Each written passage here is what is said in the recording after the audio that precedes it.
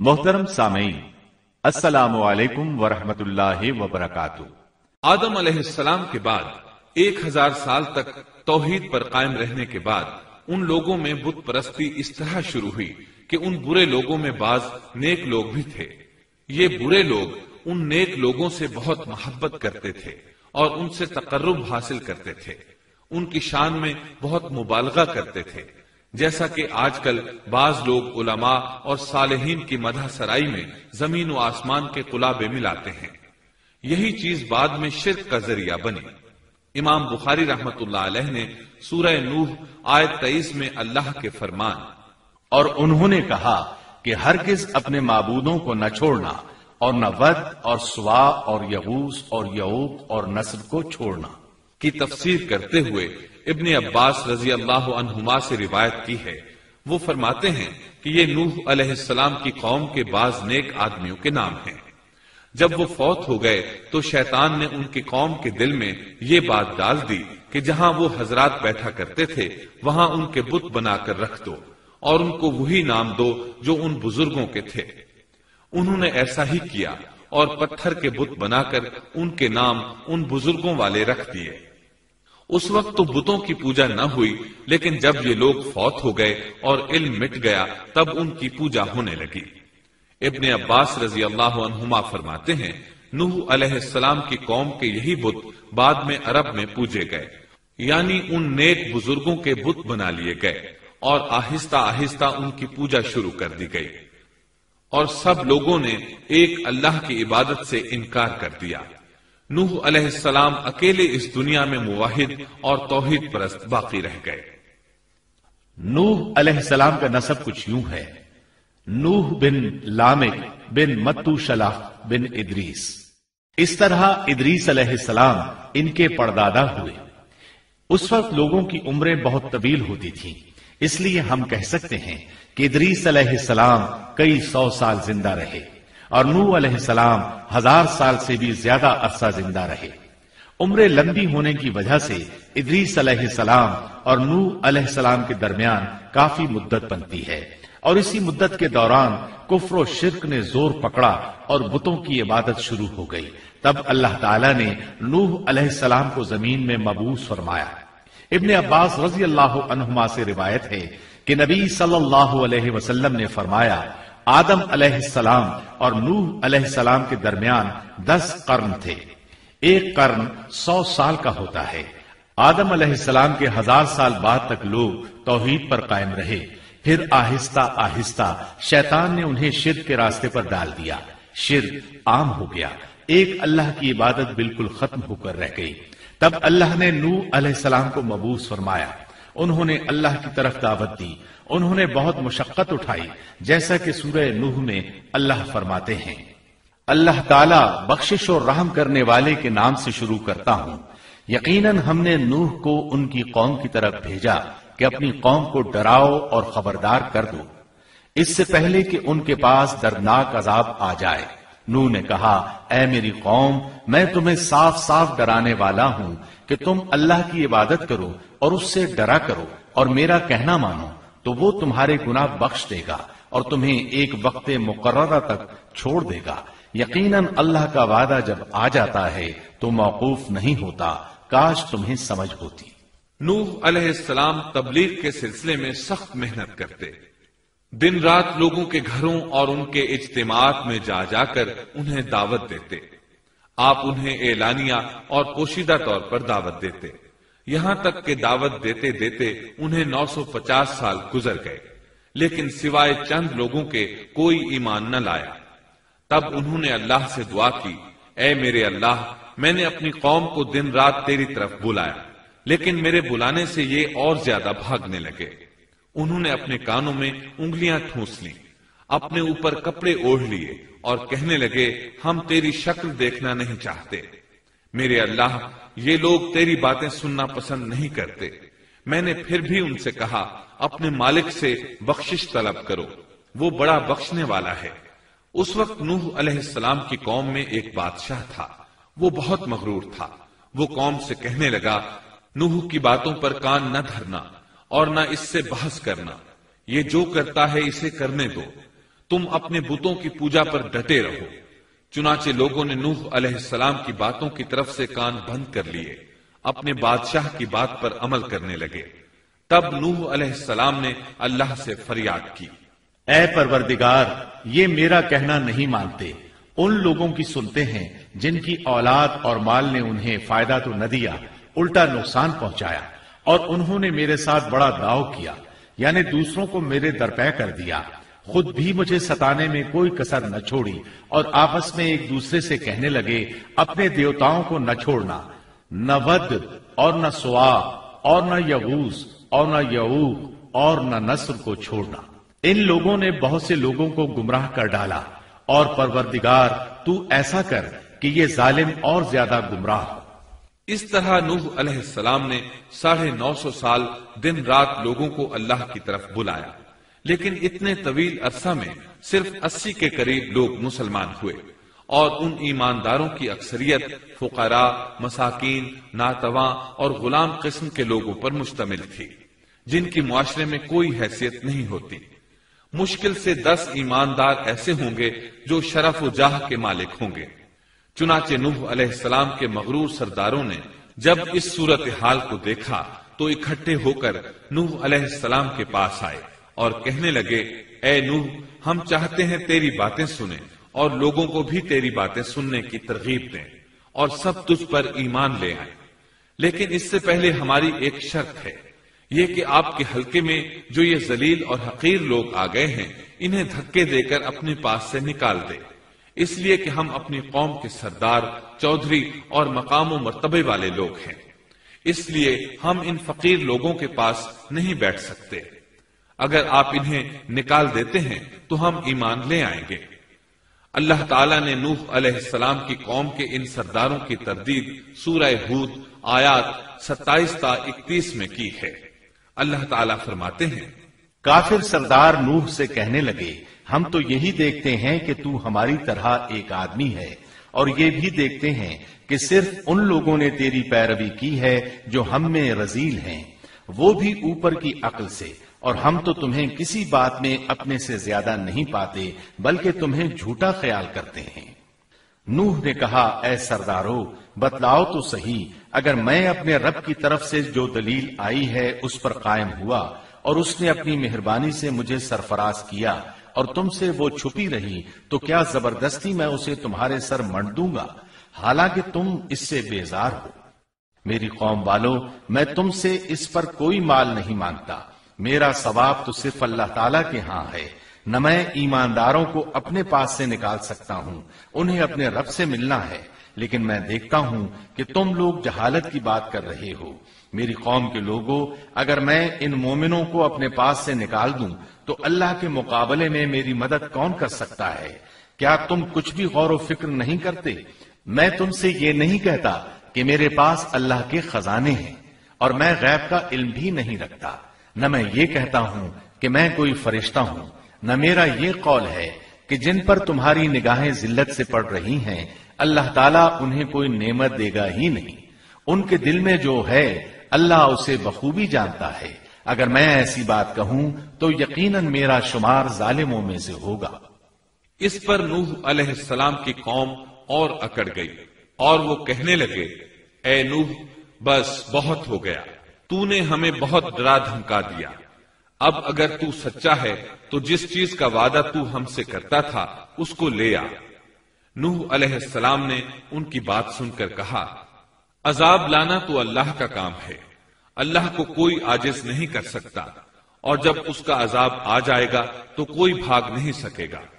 اس کے بعد نوح علیہ السلام کی قوم کا ان سے آمنا سامنا ہوا تو انہوں نے ان سے کہا، اے میری قوم، اگر تم پر یہ گراں گزرتا ہے کہ میں تم میں رہتا ہوں اور تمہیں اللہ کی باتیں سنا رہا ہوں، تم اس سے چڑھتے ہو اور مجھے نقصان پہنچانے کے درپے رہتے ہو، تو سنو، میں صاف کہتا ہوں، مجھے تمہارا کوئی خوف نہیں، تمہاری کوئی پرواہ نہیں، تم سے جو ہو سکے کر گزرو، میرا جو بگاڑ سکتے ہو بگاڑ لو، تم اپنے شریکوں اور جھوٹے معبودوں کو بھی بلا لو، اور مل جل کر مشورے کر کے بات کھول کر پوری قوت کے ساتھ مجھ پر حملہ کرو، تمہیں قسم ہے تم میرا جو بگاڑ سکتے ہو بگاڑ لو، اس میں کوئی کسر اٹھا نہ رکھو، मुझे बिल्कुल मोहलत न दो, अचानक मुझे घेर लो, मैं बिल्कुल बेखौफ हूं, इसलिए कि तुम्हारे रास्ते को मैं बातिल जानता हूं। मैं हक पर हूं, हक का साथी अल्लाह होता है, मेरा भरोसा उसी अजीम जात पर है, मुझे उसकी कुदरत की बड़ाई मालूम है। नूह अलैहिस्सलाम ने वाज़ेह अल्फाज में अपनी कौम को चैलेंज दिया, लेकिन किसी में ताकत न हुई कि वो नूह अलैहिस्सलाम का मुकाबला कर सके। चुनाचे कहने लगे, इसे छोड़ दो, ये मजनून और बेवकूफ है, नऊज़ु बिल्लाह। बहरहाल मामला इसी तर्ज पर चलता रहा, यहां तक कि साल हर साल गुजर गए, लेकिन कोई मुसलमान न हुआ। फिर पहाड़ पर रहने वाले लोग रोज बरोज बुराई में तरक्की करते चले गए, और जो लोग शुरू में ईमान लाए थे उनके अलावा और कोई शख्स ईमान न लाया। नूह अलैहिस्सलाम उन्हें मुसलसल दावत देते रहे, मगर बेअसर। यहां तक कि अल्लाह ताला ने नूह अलैहिस्सलाम की तरफ वही की कि अब कोई शख्स ईमान नहीं लाएगा। अल्लाह ताला सूरह हूद में फरमाते हैं, नूह की तरफ वही की गई कि आपकी कौम में से जो ईमान ला चुके हैं उनके सिवा और कोई अब ईमान नहीं लाएगा, बस आप उनके कामों पर गमगीन न हो। मतलब ये था कि आप गम न करें, अल्लाह का हुक्म अब पूरा होने वाला है। गौर फरमाएं, नूह अलैहिस्सलाम के जज्बे को देखिए। मुसलसल 950 साल तक दावत देते रहे, लोग उन्हें झुठलाते रहे, लेकिन फिर भी उनसे नाउमीद न हुए। अब जबकि अल्लाह की तरफ से वही आ गई कि उनमें से और कोई ईमान नहीं लाएगा और किसी में ताकत नहीं कि उन्हें हिदायत अता फरमाए, तो नूह अलैहिस्सलाम नाउमीद हो गए और उन्होंने अपनी कौम पर बद्दुआ की। इसका जिक्र अल्लाह ताला ने सूरह नूह आयात 26 ता 28 में किया है। नूह ने कहा, ऐ मेरे परवरदिगार, तू रूए जमीन पर किसी काफिर को रहने सहने वाला न छोड़। अगर तू इन्हें छोड़ेगा तो ये यकीनन तेरे और बंदों को भी गुमराह कर देंगे, और इनके हाथ जो औलाद होगी वो भी बदकार नाशुक्रे होंगे। ऐ मेरे परवरदिगार, तू मुझे और मेरे माँ बाप को और जो भी ईमानदार होकर मेरे घर आए और तमाम मोमिन मर्दों और औरतों को बख्श दे और काफिरों को सिवाय हलाकत के और कुछ न दे। अल्लाह ताला फरमाते हैं कि जब नूह अलैहिस्सलाम ने हमें मदद के लिए पुकारा तो फिर हमने उसकी मदद की और उसे एक बड़ी कश्ती बनाने की वही की। लेकिन नूह अलैहिस्सलाम नहीं जानते थे कि वो इतनी बड़ी कश्ती कैसे बनाए, और न ही वो बढ़ई थे कि इस काम से वाकिफ होते। इसलिए अल्लाह ताला ने उनकी तरफ ये वही की कि हमारी आंखों के सामने और हमारी वही के मुताबिक एक कश्ती तैयार करो। अल्लाह ने वही के जरिए उनकी रहनुमाई की कि वो इस तरह करें, और मजीद तालीम के लिए जिब्राईल अलैहिस्सलाम को भेज दिया। वो उन्हें बतलाते गए कि इस तरह कश्ती तैयार करो। नूह अलैहिस्सलाम एक पहाड़ पर रहते थे, उनके इर्द गिर्द दरख्त नहीं थे, न पानी था। चुनाचे उन्होंने बहुत से दरख्त उगाए, फिर उनको काटा और पहाड़ पर बैठकर कश्ती तैयार करते रहे। आप बड़े बड़े तख्ते बनाते और लोहा लाते और उनसे कील तैयार करते, फिर उन कीलों को तख्तों में ठोकते, आपस में उन तख्तों को मिलाते, यहां तक कि एक बहुत बड़ी मजबूत और देव हैकल कश्ती तैयार हो गई। एक रिवायत के मुताबिक नूह अलैहिस्सलाम ने उसको 100 साल में तैयार किया। ये थी वो कश्ती जिसे नूह अलैहिस्सलाम ने अल्लाह की हिदायत के मुताबिक तैयार किया था। सूरतुल कमर आयत 13 में इरशाद होता है, और हमने नूह को उस कश्ती में सवार किया जो तख्तों और कीलों से बनी हुई थी।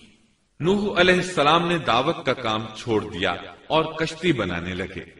वो लोग जब उन्हें कश्ती बनाते देखते तो उनका मजाक उड़ाते, कहते, नूह पहले तो तू नबी था, अब बढ़ई बन गया। मजीद कहते, ये कैसा मजनून है कि पहाड़ पर कश्ती बना रहा है, ताज्जुब है इस पर। अल्लाह ने उन काफिरों के मजाक का जिक्र सूरह हूद आयात 38 और 39 में किया है। नूह कश्ती बनाने लगे, उसकी कौम की जो जमात उसके पास से गुजरती वो उसका मजाक उड़ाती। वो कहते, अगर तुम हमारा मजाक उड़ाते हो तो हम भी तुम पर एक दिन हंसेंगे जैसे तुम मस्खरापन कर रहे हो। तुम्हें बहुत जल्द मालूम हो जाएगा कि किस पर अजाब आता है, जो उसे रुस्वा करे और उस पर हमेशा का अजाब उतर आए। इस कश्ती का हुलिया इब्ने अब्बास रजी अल्लाह अन्हुमा से एक रिवायत में यूं आया है, وہ بیان کرتے ہیں کہ نوح علیہ السلام نے پہاڑ پر ایک کشتی تیار کی اور اسے تارکول سے لت پت کیا۔ اسی وقت سے تارکول کا ظہور ہوا۔ اس کشتی کا طول 300 گز، اونچائی 30 گز اور عرض 50 گز تھا۔ ایک اندازے کے مطابق اس کا طول 1 کلومیٹر سے زیادہ تھا اور اس کی بلندی اور گہرائی کے بارے میں کہا گیا ہے کہ 30 ہاتھ تھی، اور یہ کشتی عام کشتیوں کی طرح اوپر سے کھلی ہوئی نہیں تھی، بلکہ جس طرح اس کو نیچے سے بند کیا گیا تھا اسی طرح اوپر سے بھی بند کیا گیا تھا، تاکہ اوپر سے جو بارش برسے وہ انہیں نقصان نہ دے، اور جس طرح نیچے والے غرق ہونے سے محفوظ رہیں اسی طرح اوپر والے بھی محفوظ رہیں۔ گویا وہ ایک گیند کی مانند تھی۔ اس میں الگ الگ 3 درجے بنائے گئے تھے، ہر درجے میں ایک دروازہ تھا، اور یہ 3 دروازے اس طرح تھے کہ ہر دروازے کے اوپر ایک دروازہ تھا۔ یہ اس کشتی کا حلیہ تھا جس کے راوی ابن عباس رضی اللہ عنہما ہے۔ یہ کشتی آج بھی موجود ہے۔ اللہ تعالیٰ نے اس کشتی کو بطور عبرت اور نشانی کے باقی رکھا ہے، جیسا کہ اللہ تعالیٰ فرماتے ہیں، اور بے شک ہم نے اس واقعے کو نشانی بنا کر باقی رکھا، پس ہے کوئی نصیحت حاصل کرنے والا۔ اس صدی میں علماء کے ایک گروہ نے اس کشتی کو ترکی کے ایک پہاڑ پر پا لیا ہے۔ اب وہ 2 ٹکڑوں میں تقسیم ہو چکی ہے۔ اس کا حلیہ وہی تھا جو بیان ہوا۔ اللہ کا فرمان سچا ثابت ہو گیا کہ ہم نے اس کو نشانی بنا کر باقی رکھا ہے۔ اس کے بعد طوفان آیا۔ اللہ تعالیٰ نے نوح علیہ السلام کو اس طوفان کے ظہور کی ایک نشانی اور علامت بتلائی تھی۔ نوح علیہ السلام کے گھر میں ایک تنور تھا۔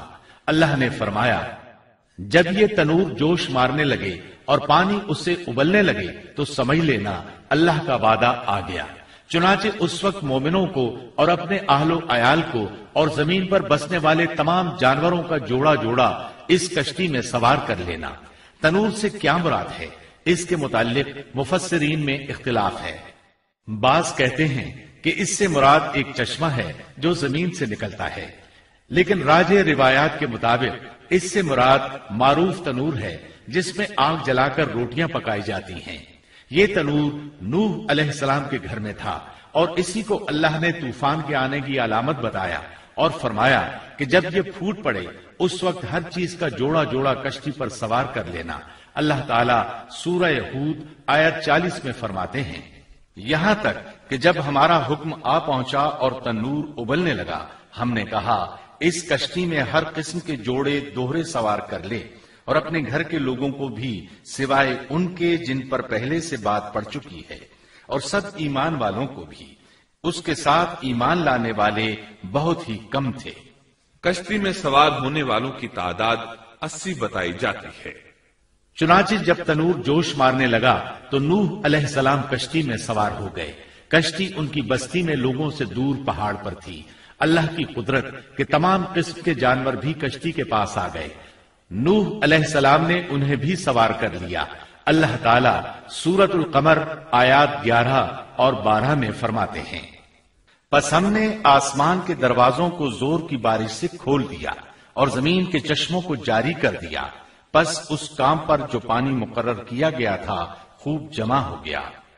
آسمان سے نازل ہونے والا اور زمین سے نکلنے والا پانی کتنا تھا اس کا اندازہ اللہ ہی کو ہے۔ بہرحال اس پانی نے زمین پر رہنے والے انسان، چوپائے، حیوانات، غرض ہر چیز کو غرق کر دیا۔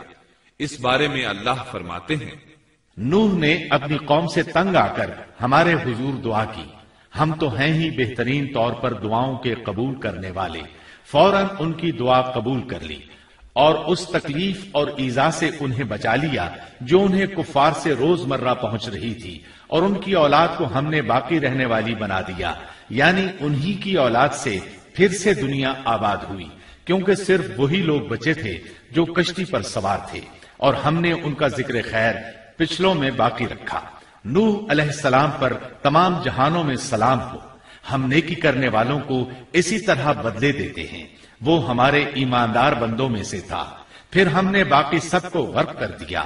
اللہ مزید فرماتے ہیں، جب پانی میں طغیانی آ گئی تو اس وقت ہم نے تمہیں کشتی میں چڑھا لیا تاکہ اس کو تمہارے لیے نصیحت اور یادگار بنا دیں، تاکہ یاد رکھنے والے کان اس کو یاد رکھیں۔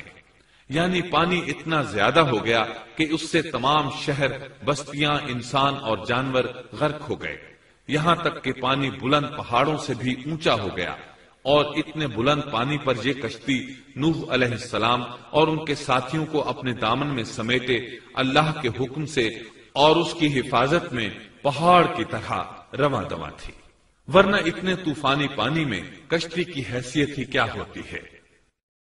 نوح علیہ السلام کشتی میں سوار ہوئے اور انہوں نے اپنے ساتھیوں کو حکم دیا کہ وہ یہ دعا پڑھیں، اللہ ہی کے نام سے اس کشتی کا چلنا اور ٹھہرنا ہے، یقیناً میرا پالنے والا بڑی بخشش اور رحم والا ہے۔ یہی اللہ کا حکم آپ کو تھا کہ جب تم اور تمہارے ساتھی ٹھیک طرح بیٹھ جاؤ تو کہنا، سب تعریف اللہ ہی کے لیے ہے جس نے ہمیں ظالم لوگوں سے نجات عطا فرمائی، اور کہنا کہ اے میرے رب مجھے بابرکت اتارنا اور تو ہی بہتر اتارنے والا ہے۔ اللہ تعالیٰ نوح علیہ السلام کو نصیحت کر رہے ہیں کہ اللہ آپ کو اور آپ کے اہل کو نجات عطا فرمائیں گے۔ کشتی میں نوح علیہ السلام کے کافر بیٹے کے علاوہ تمام گھر والے سوار تھے۔ آپ کے کافر بیٹے کا نام کنعان تھا، وہ ایک طرف کھڑا تھا۔ نوح علیہ السلام نے اسے پکارا، میرے بیٹے اس کشتی میں آ جا اور کافروں کا ساتھی نہ بن، لیکن اس بدبخت نے کہا، میں ابھی کسی پہاڑ کی چوٹی پر پناہ لے لوں گا جو مجھے اس پانی سے بچائے گی۔ نوح علیہ السلام نے کہا، آج اللہ کے حکم سے کوئی بچانے والا نہیں مگر وہی جس پر اللہ رحم کرے۔ باپ اور بیٹے کے درمیان یہ گفتگو جاری تھی کہ ایک طوفانی موج نے اسے اپنی زد میں لے لیا اور اسے غرق کر دیا۔ نوح علیہ السلام سے اللہ نے وعدہ کر رکھا تھا کہ اللہ تعالیٰ اس کے اہل کو نجات عطا فرمائے گا، چنانچہ جب آپ کی آنکھوں کے سامنے آپ کا بیٹا غرق ہو گیا تو وہ پکار اٹھے، اے اللہ، میرا بیٹا میرے گھر والوں میں سے تھا اور تو نے مجھ سے وعدہ کیا تھا کہ میرے گھر والوں کو نجات عطا فرمائے گا، اور تو تمام حاکموں سے بہتر حاکم ہے، لہذا ناممکن ہے کہ تیرا وعدہ پورا نہ ہو۔ واضح ہو کہ نوح علیہ السلام کا اپنے بیٹے کے بارے میں بات کرنا بطور استفسار تھا، بطور بحث نہیں تھا۔ آپ وضاحت چاہتے تھے۔ اللہ تعالیٰ نے فرمایا، اے نوح، وہ تیرے اہل سے نہیں تھا کیونکہ وہ کافر تھا۔ کفر نسب کو ختم کر دیتا ہے۔ ایک مومن کا دوسرے مومن سے تعلق ایک مسلمان بھائی کے کافر بھائی سے تعلق سے زیادہ بڑا ہے، اور حقیقی اخوت وہ ہے جس کی بنیاد ایمان پر ہو۔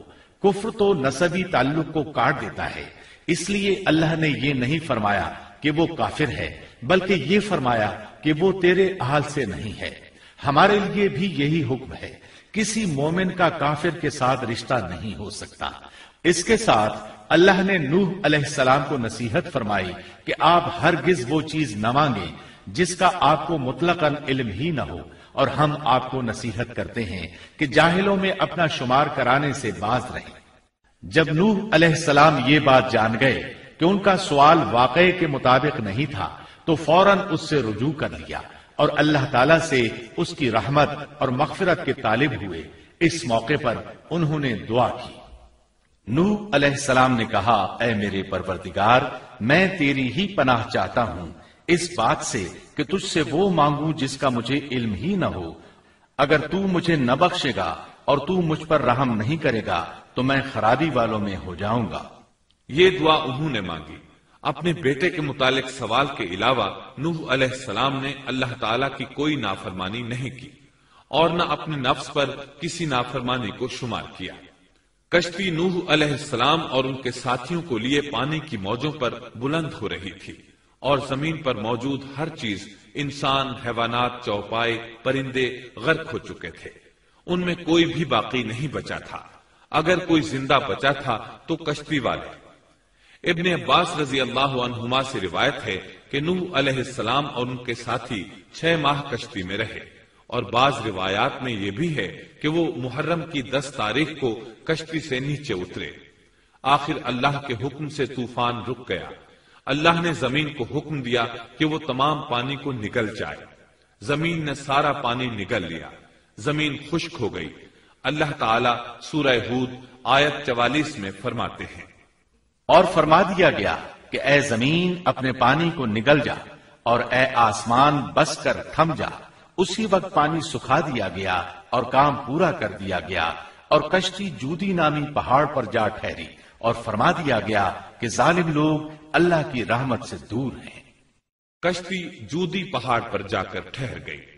اب انہیں حکم ہوا کہ سلامتی کے ساتھ کشتی سے اتر آئے، آپ پر بھی برکت نازل ہوگی اور ان قوموں پر بھی جو آئندہ آپ کی نسل سے پیدا ہوں گی، اور آپ کی نسل میں سے کچھ لوگ ایسے بھی ہوں گے جنہیں ہم فائدہ تو ضرور پہنچائیں گے، پھر انہیں ہماری طرف سے دردناک عذاب پہنچے گا۔ بہت سی روایات میں یہ بات مذکور ہے کہ نوح علیہ السلام ایک لمبی مدت یعنی 6 ماہ کشتی میں طوفان تھم جانے کا انتظار کرتے رہے۔ آپ نے طوفان کے حالات معلوم کرنے کے لیے ایک کبوتر بھیجا جو واپس آ گیا، اسے پاؤں رکھنے کو جگہ نہ ملی۔ اسے دوبارہ بھیجا گیا تو وہ پھر واپس آ گیا۔ چند دن بعد اسے پھر بھیجا گیا تو وہ اپنی چونچ میں زیتون کی ایک ٹہنی لیے ہوئے تھا۔ اس سے نوح علیہ السلام نے معلوم کر لیا کہ پانی زمین سے کچھ ہی اونچا رہ گیا ہے اور درخت وغیرہ اگ چکے ہیں۔ کچھ دن بعد اسے پھر بھیجا گیا۔ اس مرتبہ وہ واپس لوٹا تو اس کے پاؤں خاک آلود تھے۔